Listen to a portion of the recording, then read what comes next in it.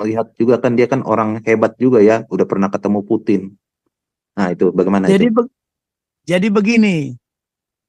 Jadi Bu Koni ini ya dia sebenarnya punya ambisi ya, ingin menjadi Menhan. Waktu pemerintahan siapa ya? Dia sudah ambisi itu waktu pemerintahan Jokowi pertama. Saya dimarahi senior semua itu bintang 3 bintang sampai marah semua di situ. Jadi dari situ kita tahu ternyata ilmumu mah belum apa-apa. Tapi saya nggak mau berlawanan sama dia. Sekarang kita sudah tahu dia ditolak oleh Menhan. Ya, ditolak oleh Menhan. Biar Anda tahu aja orang ini, biar tahu siapa Oke, Koni yang sesungguhnya. oke. Tapi kan nggak mungkin orang tolol ditempatkan di tempat yang tinggi, Pak Tobing. Di mana Bagaimana dia mungkin? ditempatkan? Di mana dia ditempatkan? Di mana? Di mana? Apa posisinya di negara ini? Apa? Nggak ada. Anda tahu nggak? Dia paling takut ketemu sama saya.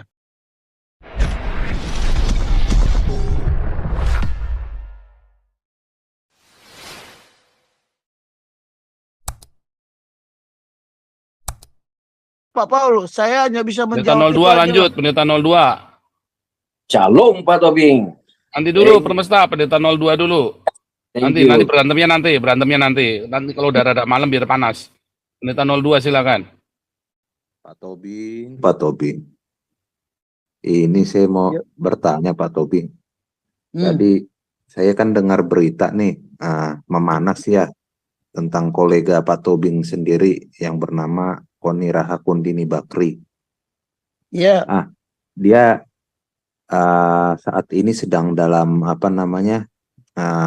laporan juga ya, dilapor di polisi terkait dengan informasi yang menyebutkan bahwasannya Prabowo ini umurnya itu sebagai presiden tidak akan lebih dari 3 tahun atau mungkin 2 tahun lah paling singkat. Nah, kemudian dia nanti akan digantikan ya, otomatis kan posisi lembaga presiden ya, lembaga kepresiden itu akan diambil oleh Gibran. Nah, persoalannya begini Pak, dari segi pandangan Pak Tobing ini bagaimana ini informasi yang strategis ini? Karena nampaknya kalau ada juga informasi juga ya ini, tapi ini belum dikonfirmasi ya mengenai kebenarannya. Katanya ada isu-isu juga bahwa Prabowo ini kalau bisa umurnya juga dalam menjabat sebagai presiden tidak akan dibiarkan lebih daripada 3 tahun atau 2 tahun karena ada pandangan kelicikan ya. Ini tapi informasinya masih simpang siur ya. Karena Jokowi ini kan ditengarai pengkhianat. Menurut Pak Tobing itu bagaimana itu pandangan Pak Tobing terhadap rekan Pak Tobing itu, kan katanya kenal dekat ya dengan Ibu Koni itu. Karena kan saya melihat juga kan dia kan orang hebat juga ya, udah pernah ketemu Putin. Nah itu bagaimana itu? Jadi begini. Jadi Bu Koni ini ya dia sebenarnya punya ambisi ya, ingin menjadi Menhan. Waktu pemerintahan siapa ya? Dia sudah ambisi itu waktu pemerintahan Jokowi pertama. Ya, seolah-olah dia pakar pertahanan. Ya. Seolah-olah dia pakar pertahanan. Wah, kan ngomongnya pertahanan-pertahanan. Semua yang disampaikannya itu balak kosong, saya beritahu. Dia tidak mengerti doktrin. Anda kalau mau menyusun pertahanan, doktrinlah kuncinya. Mau membangun persenjataan pun doktrinlah kuncinya. Ya, Oke. saya nggak begitu percaya apa yang diomongin dia. Itu boleh aja peranggapan. Artinya peranggapan Pak Tobing. kalau Prabowo mati. Tapi kan belum fakta. Ya, oke. Hati-hati Oke. loh, orang membuat asumsi, tapi kan Prabowo belum fakta. Siapa yang Tapi bisa mencabut nyawanya? betul, Emangnya betul. dia Tuhan? Hah? Emangnya Tapi dia Tuhan? Disitulah tapi dia sudah halo, melanggar apa yang difirmankan Tuhan. Tidak oke. satu orang pun bisa menambah umurnya 1 detik saja pun tidak bisa. Tidak Oke, satu Pak. orang pun bisa mengurangi umurnya. Oke, Pak Tobing. Kalau Ini udah jadi alkitabiah banget ya. Persoalannya enggak, permasalahannya seperti ini, Pak Tobing. ya, Ibu Koni ini kan nggak mungkin lah orang sembarangan. Kalau misalnya dia orang sembarangan, udah di-kick dia dari posisi-posisi strategis seperti itu. Ini dia informasinya nggak sembarangan ini, Pak Tobing. ya sekarang saya tanya Anda, posisi strategis apa yang dia duduki di negara ini? Dia Lah, itu jengkel sama Menhan. Dengar dulu. Saya pernah mengundang seminar di Mabes TNI. Nanti besok Pak, aduh, kaset saya masih di apa ya? Nanti saya bawa kaset saya itu biar saya tunjukkan sama Anda. Dia saya undang waktu itu sebagai narasumber. Ya, dia saya undang sebagai narasumber. Andi Wijayanto, dia sama siapa? Edi Prasetyo. Ini mereka ini 3 serangkai dari UI. Ya, karena dia kon hebat berkoar-koar. Waktu saya undang di Mabes TNI, semua para jenderal loh yang duduk di situ. Saya sampai ditegur, Bing, kenapa kau undang orang begini? Ya pengen kita tahu lah. Mereka kan katanya pakar-pakar pertahanan. Kita lihat dulu apa kesimpulan dari mereka. Begitu Bang, abang jangan marah. Kan saya dimarahi senior semua itu bintang 3, bintang sampai marah semua di situ.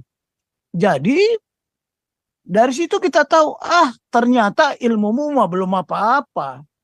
Tapi saya nggak mau berlawanan sama dia. Sekarang kita sudah tahu dia ditolak oleh Menhan.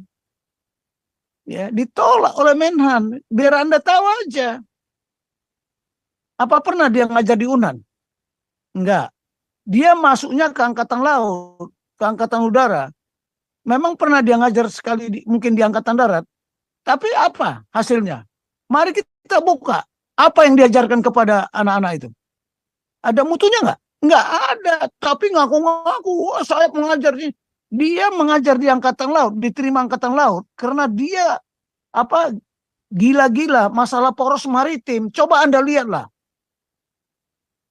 Ya, aku udah kirim kok video tentang dia kepada si Paul kok sudah saya kirim, kepada Pak Andi pun silakan aja kalau mau dibuka. Atau kirimkan aja Pak Paul sama Pak sama Tobing. orang ini biar tahu siapa Koni yang sesungguhnya. Oke, tapi kan nggak mungkin orang tolol ditempatkan di tempat yang tinggi, Pak Tobing. Di mana dia ditempatkan? Di mana dia ditempatkan? Di mana? Di mana? Apa posisinya di negara ini? Apa? Nggak ada. Anda tahu nggak? Dia paling takut ketemu sama saya. Karena apa? Setiap saya paparan doktrin, bahkan saya undang dia. Waktu saya paparan doktrin di Angkatan Darat, saya khususkan dia datang di situ. Biar tahu. Siapa bilang dia pintar? Mungkin karena Pak Tobing tidak mudah dianggap berbicara, mungkin lawan bicara yang baik atau bagaimana? Oh bukan, saya baik kok sama dia. Makanya dia saya posisikan, saya ajak dia, saya undang dia sebagai narasumber. Jadi Gimana begini, Anda ini? bentar. Tunggu dulu. Ini, ya. Tunggu dulu, Pak Paul. Aku tahu ini orang ini ya kan yang membuat kacau saya waktu di Galarua. Karena aku lihat frekuensi suaranya sama. Anda jangan mengadu-ngadu saya ya. Anda nggak punya apa-apa. Sekarang saya tanya, posisinya si Koni itu ada di mana? Setelah di Amerika dia ditolak, lari dia ke Putin. Tunggu dulu. Halo. Dalam hidup ini kan ada tesis, antitesis, dan sintesis. Nah, itu teori daripada Sebentar, daripada pendeta 02 nanti dulu, pendeta 02 nanti dulu biar Pak Topik selesaiin. Tunggu dulu lah. Anda mau dengar saya enggak? Kau tanya saya jawab. Karena Iya, tahu semuanya. Lanjutkan Pak Topik, lanjutkan. Saya beritahu ya, saya sudah jengkel juga sama dia. Saya yang memasukkan kemari. Ya Pak Paul, tapi lihat, suaminya itu senior saya loh, Pak Jajak Suparman itu. Sekarang Pak Jajak Suparman itu miskin. Tahu kenapa miskin? Dia bisin sama dia. Sudah itu sakit, stres. Pak Jajak itu, Mas Jajak itu stres. Mungkin stroke sekarang. Ditinggal. Ketutup Pak Topik, mikrofonnya Pak Topik. Terlalu Pak Topik. Oke. Jadi begini ya. Mas jangan disambung dulu, jangan kepancing Pak Topik, jangan kepancing. Ini supaya kita nanti malah cari musuh yang nggak perlu. Nggak apa-apa. Jadi makanya biar sudah saya kenal ini Pak Paul. Ini yang jadi begini, saya, sebentar Pak Topik, biar saya aja yang jelasin nih. Jadi begini, orang kalau berbeda dengan kita, belum tentu dia nggak bagus. Kita bagus, kita orang-orang di sini bagus-bagus. Tapi kalau orang berseberangan sama kita, bukan berarti mereka bodoh. Pak Teddy nih berseberangan dengan kita, pintar, dia orang pintar. Tapi kita nggak boleh bilang, berarti kalau berseberangan dengan kita goblok dong. Ya nggak bisa juga, semua orang punya pemikiran. Pak Topik di sini Pak Topik kita anggap sebagai guru Pancasila. Berarti Ibu Koni kok bisa pilih sana? Ya itu kan suka-suka dia. Dengan saya tetap masih berhubungan baik. Apa terus kalau kita baik terus kita harus sama-sama di Prabowo? Kan enggak. Bu Koni kan punya ambisi pribadi dengan sendirinya. Dia harus merapat ke sana. Itu kan politik. Ini cerita politik itu bukan cerita orang baik, orang jahat. Di kubunya Prabowo itu banyak bajingan juga loh. Ya itu si Haikal Hasan juga bela Prabowo. Si Fahri Hamzah itu koruptor bela Prabowo juga. Ya kan? Di kubunya si Ganjar juga ada orang baik. Semua kamu cerita politik kamu udah nggak bisa cerita ini orang ini kok si Koni orang ini nggak bisa juga ya. Jadi nggak bisa ya si pendeta 02 termasuk kok Pak ini begini kok itu begitu, nggak bisa. Kamu nggak bisa cerita orang baik orang jahat di dalam politik ya. Dan tidak bisa cerita orang ini bodoh apa tidak bodoh, kita nggak bisa. Tapi kalau cerita tadi Ibu Koni, Ibu Koni kita respect di sini ya. Kalau Pak Topik ada nggak cocok dengan kita tetap cocok, nggak ada masalah. Pak Ponto dengan Pak Topik nggak cocok dengan kita tetap cocok. Kita nggak cocok ya dengan Galarua, gitu kan. Pak Topik nyatanya ada di sini, ya kan, ada bersama dengan kita. Jadi gitu. Jadi kita nggak bisa kalau udah cerita politik, ya, udah intrik begitu. Anda udah jangan cerita orang baik orang jahat. Saya tidak pernah merasa saya sebagai orang baik. Pokoknya kita punya aturan, kita jalanin. Politik juga begitu. Yang penting sudah ada aturan. PDIP punya aturan, ya, si Prabowo punya aturan, Jokowi punya aturan. Apakah Jokowi baik? Saya kan dari dulu bilang saya tidak suka dengan Jokowi. Ya kan, saya bilang Boceng Li, Lui, ya kan. Tapi nyatanya anaknya Jokowi kan ada di kubunya Prabowo dan saya sedang mendukung Prabowo nih. Sekarang sedang mempropagandakan Prabowo. Nah, gimana tuh? Jadi Anda nggak bisa tuh seperti itu, baik, jahat, goblok, pintar, nggak bisa. Kita kan memberikan pilihan-pilihan, opsi-opsi. Jadi pertanyaannya ini yang bodoh nih, pertanyaannya yang nggak baik ini. Saya mau ngasih tahu. Pak Paul, pertanyaannya Dr. Edison itu bagus. Dr. Edison bilang kamu kenal Bu Koni sejauh apa? Iya. Bagus. Kita kenal dengan Bu Koni kita, ya kan? Bu Koni kalau ke Amsterdam pasti telepon saya, kita pasti ketemu. Tapi kita begitu udah pilpres gini, Bu Koni tiba-tiba ke Ganjar, saya ini kan saya mendukung ke Prabowo-nya. Apa tuh saya musuhan dengan Bu Koni? Tetapi sementara Bu Koni jangan di sini dulu, kasihan dia, bukan kasihan sayanya, kasihan beliaunya. Masuk ke sini nanti dibabak-babak sama PDIP-nya dia. Dia kan punya ambisi untuk menjadi Menteri Pertahanan. Ya kita harus hormati dong. Bahkan kalau misalnya Ganjar yang menang, kita dukung terus Bu Koni biar bisa jadi Menteri Pertahanan paling enggak, atau jadi Menteri Luar Negeri. Ya kan masih kroninya kita juga Bu Koni ini kan, gitu loh. Jadi betul Pak. Jangan benar salah baik jahat terus. Kita tetap kontak semua, nggak bisa terus kita berseberangan terus berarti kita musuh. Itu kerdil sekali pikiranmu itu. Ya, kalau seberangan sama kita berarti musuhnya kita begitu. Kalau dia bela Ganjar berarti musuh kita. Terlalu kerdil itu pemikiran seperti itu. Ini Pak Teddy nih, terang-terangan PDIP nih. Apa Pak Teddy musuh kita? Ya bukan. Anda kerdil sekali kalau Anda berpikir seperti itu. Ya, Maksud saya Pak Paul. awal Maksud saya. politik jujur aja hati. Tapi kalau kompor jelas Pak Teddy kompor. Pak, Nanti bertengkarnya nanti kalau udah pada pada ngantuk baru bertengkar supaya bangun orang semua. membutuhkan sesuatu, ada musik, kita bantu, enggak ada pikir oh dia dong, jangan itu pikiran bukan pikirannya kerdil sekali, nggak boleh begitu. Iya. Saya nggak ada di situ. Jujur aja, karakter saya nggak ada di situ. Kalau cuma diskusi seperti ini, nggak apa-apa lah. Kita lawan. Tapi kalau ada sesuatu yang kita saling tolong-menolong, kita bantulah. Jangan ada dendam, begini, begitulah. Itu prinsip saya ya. Selalu prinsip saya di hati saya begitu. Terima kasih, Pak. Ngapain dendam sama Pak Teddy? Emangnya saya Ya, dendam sama Pak Teddy? Oh, enggak lah. Saya ini anak Tuhan. Iya, jangan cerita itu Pak. Cerita lain lagi. Yaudah, yang penting kalau saya masih dendam sama si Teddy, dia janji ngasih saya sambal. Mana sambalnya nggak dikirim-kirim. Kita ini katanya boleh berdebat. Iya. Tunggu dulu.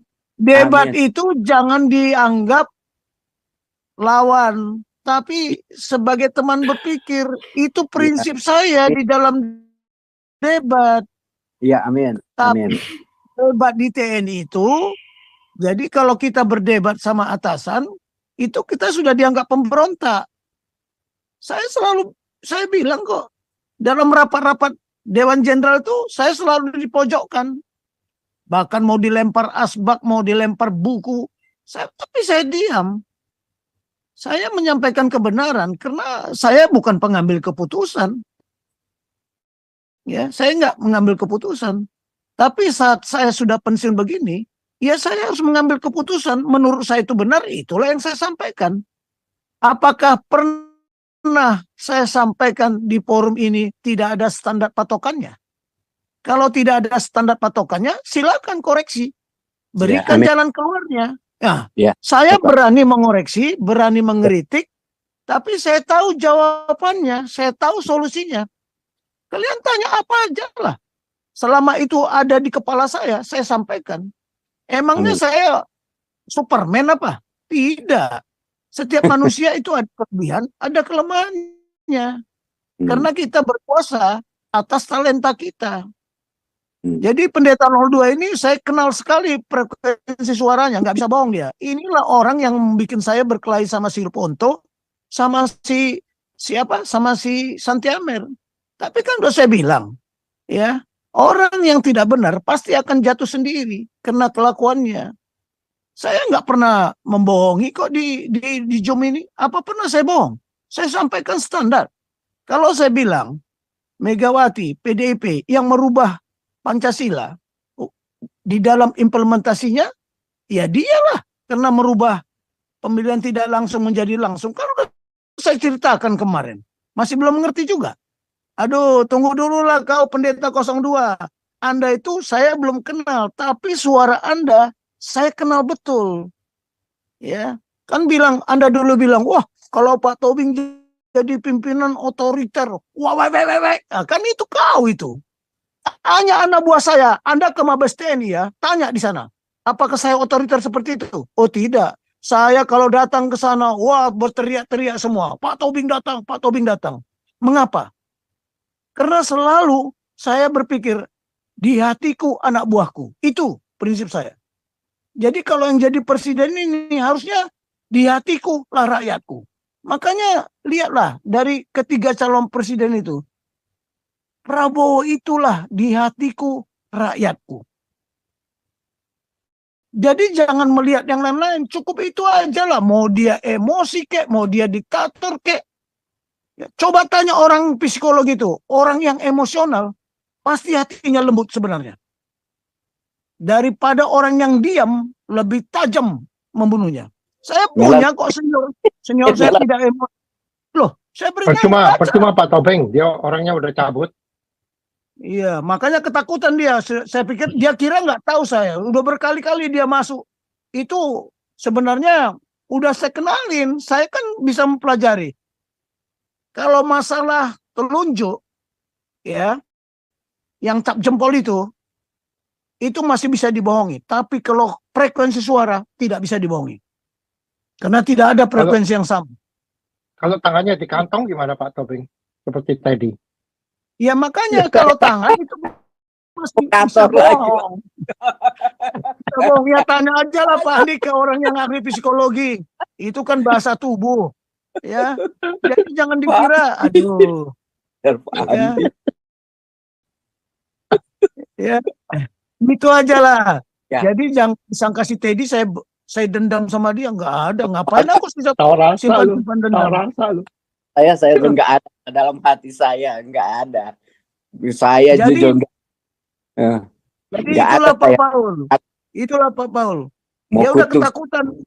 Emangnya si Koni ada posisi apa di negara ini? Hah? Apa posisinya? Apakah dia Nah, jadi menteri? Pak kasih Tobing, Bu Koni, kasih saya singkat lihat- dulu nih, singkat dulu Pak Teddy, bentar Pak Teddy. Banyak Bentar, lagi sabar direktur Pak yang Teddy, nanti waktunya bertengkar nanti, kalau udah pada ngantuk. Silakan Sincan. Nah,